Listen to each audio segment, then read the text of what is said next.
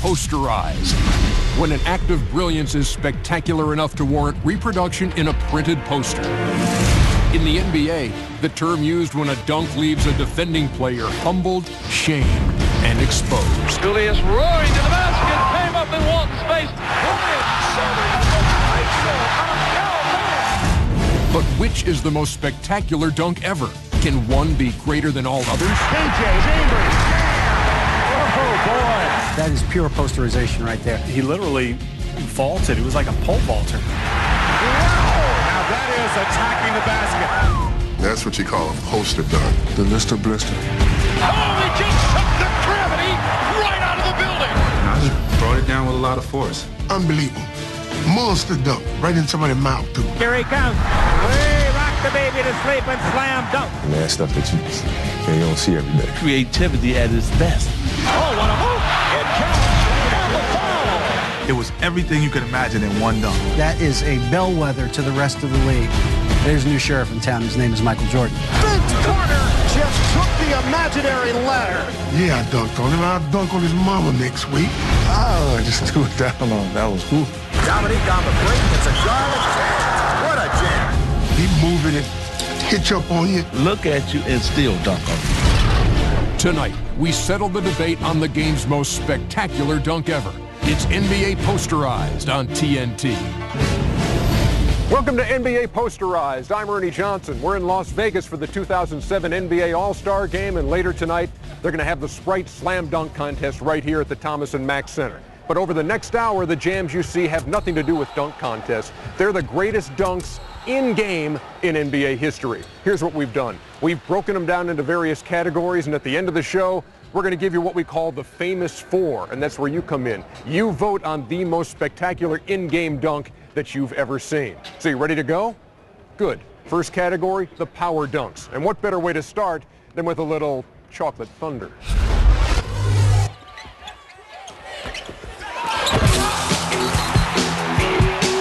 Such a sight because the glass went everywhere and Robinson was under the basket and he was trying to get out of the way. He was running and Darryl was in shock. First thing I was thinking is, oh, man, I got to get out of here.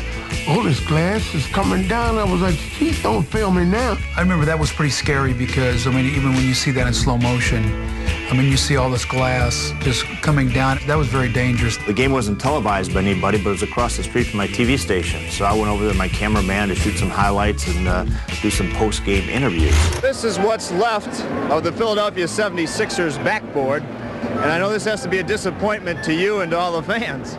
Well, it's uncalled for. You know, it didn't have to happen, but that's Daryl Dawkins. When you look at that bench and you see the one guy jump over the bench like he was coming to the bench like he was like a monster. Like, this guy just broke the backboard. I don't want to go near him. He actually wrote poetry based on shattering backboards and glass flying, Robinson crying or something. Glass breaking, rump roasting, rim shaking, what is it? Babies crying, Robinson flying all. Oh, the chocolate thunder flying, glass flying, Robinson crying, babies crying, glass still flying, cats crying, rump roasting, bun toasting, thank you, wham, I am jail. Doug Collins, the Darryl Dawkins. Oh, he did it again. He broke it again. The fans in Philadelphia said, hey, you did one on the road. You got to do one for us. And I kept saying, nah. They said, no, you got to do it. So I seized the opportunity. I moved in, attacked the basket, boom. And this one, the whole rim came out.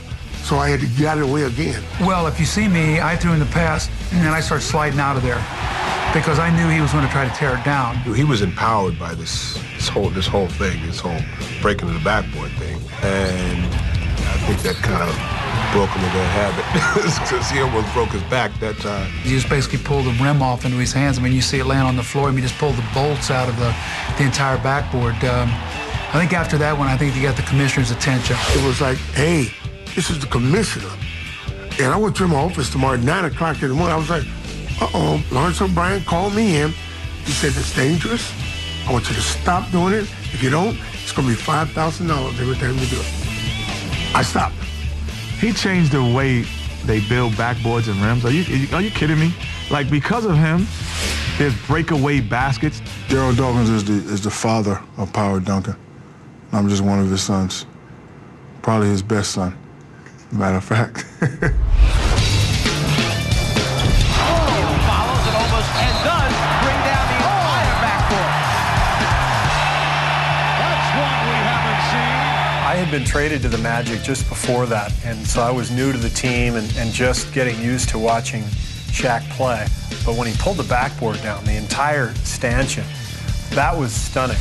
You know, I remember the basket just kind of going like this, and then the basket's like, hey, this little dude is too big, and the basket just folded. The thing that I was amused with that is that Shaq looked back at it and amazing himself. I think he was getting the heck out of the way.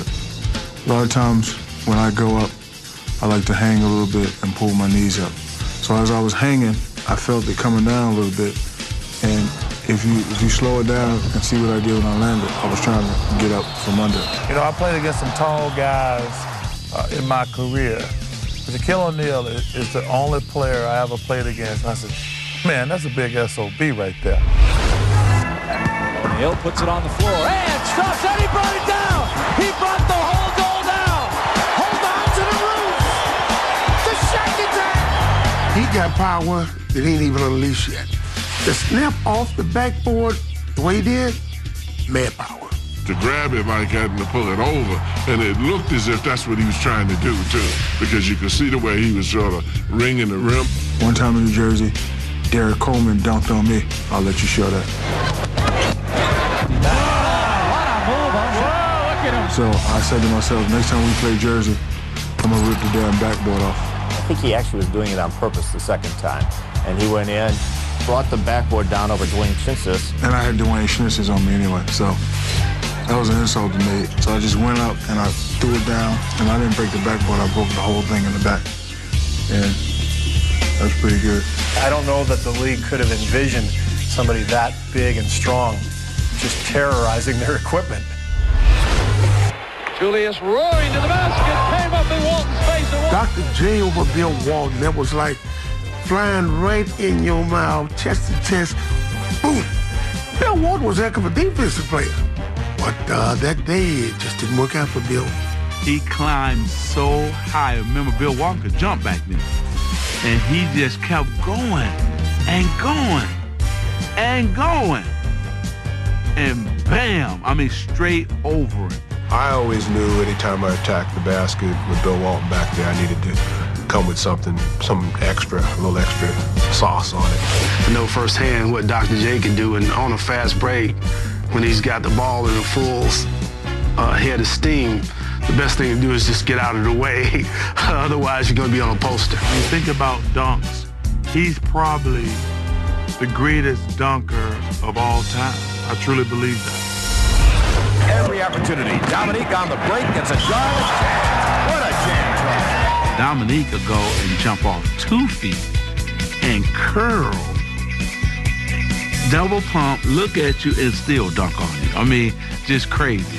Dominique had more funk. You know, he moving it, hitch up on you, and move it over and swing it on you. Well, I was more or less a power dunker. I always look for the contact, but even though looking for the contact, I still try to finish the play. Either make a layup, or if I'm high enough, I'm gonna dunk the ball. Everyone likes dunks, but the only dunks that you remember is the ones with authority. Or you're trying to put somebody away. Bulls back by 10. Pete George with the hard drive to Morris. Yeah, the Chris Morris dunk was interesting. He was a good dunker, but not a guy you'd think of automatically when you think dunks. It looked like a windshield on a car when it just sort of cracked. Chris Morris, you know, they got swinging on the basket, man. I hit it with sheer power. I couldn't swing on it. Once I hit it, it was gone.